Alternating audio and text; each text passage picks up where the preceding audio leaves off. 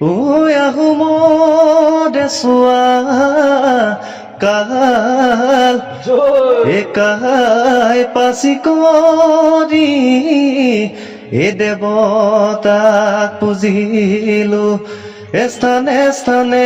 সাজৰে গুটি ঐ উত্তৰে পাহাৰতে ধেমাজি জিলাতে চাউলুং চুকাফাই পাতিছিলে ৰাজধানী হাই ঐ হাবুং নামৰ বিশাল বাকৰি তাত ঐ কহানৈ পাৰতে আজোহা গাঁৱতে আহোমে পাতিছিল আহোমে তাই ভেটি এহাই